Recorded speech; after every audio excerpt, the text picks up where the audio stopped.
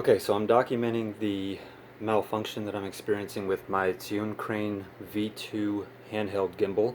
After doing a little bit of research online, it appears that the malfunction that I'm experiencing is the exact same malfunction that a number of other folks have been experiencing over the last couple of years since this came out.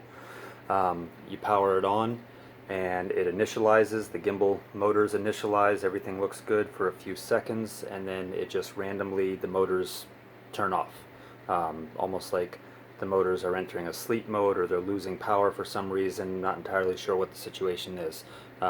Finding an awful lot of videos and blog posts about this online, but I'm not finding any solutions whatsoever. This is something that is very, very disappointing. It actually affected me negatively on a client job yesterday.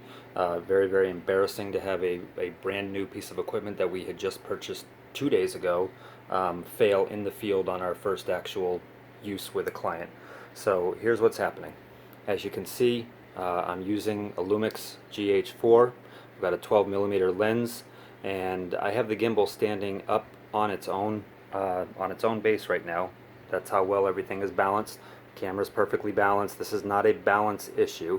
I've even gone so far as to move the weight of the camera back so that it is over this axis. There are some reports that sometimes having the camera balanced too far forward can cause an overload issue, so I've played around with the positioning of that.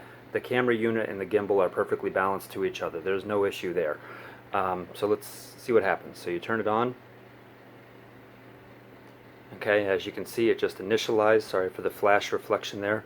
So right now, oh, and there it goes. It was good for all of about 1.5 seconds, and then it just, boom, off it goes. So this is not really recoverable, because sometimes long pressing the mode button will reinitialize the motors, and sometimes it doesn't. And as you can see in this instance, it is not. That is not working at all. So there's just absolutely no response whatsoever.